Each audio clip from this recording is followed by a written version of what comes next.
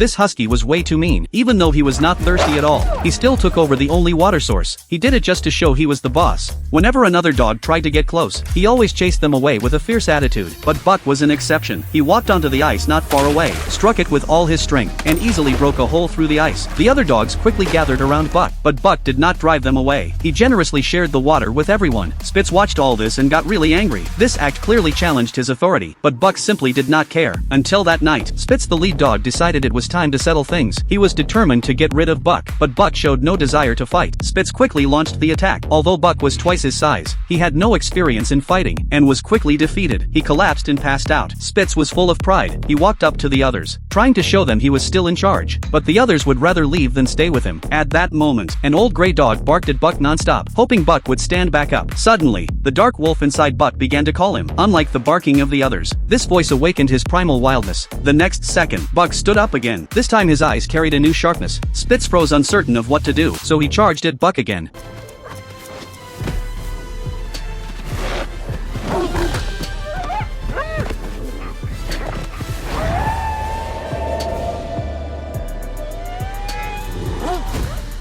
But Buck ended it in just one move. The once unstoppable Spitz was finally defeated. Buck became the new lead dog. Spitz knew he no longer belonged under the gaze of the others. He disappeared alone into the snowy wilderness. The next day, no matter how the man called for Spitz, there was no response at all. Pressed for time, he decided to make the old gray dog the leader. But then Buck walked up to him, wanting to take on the responsibility. The man still wanted the experienced old dog, but just as he was about to put on the harness, the old dog looked back at Buck. It was clear Buck was already angry. The old dog saw the new leader was upset, and did not dare wear the lead harness. The woman beside them kept urging the man, telling him not to waste any more time. In the end, the man had to let Buck lead. Buck led the sled team with all his strength across the snow. Surprisingly, they ran even faster than before. The man was thrilled and shouted with excitement, but no one expected that shout triggered an avalanche. His smile froze instantly. He quickly told Buck to turn left to avoid danger. Buck also sensed the mountain was collapsing. At that critical moment, Buck once again heard the voice deep inside. The man kept yelling, telling him to run the other way, but Buck followed his instincts and made his own decision. He led the sled team toward the avalanche.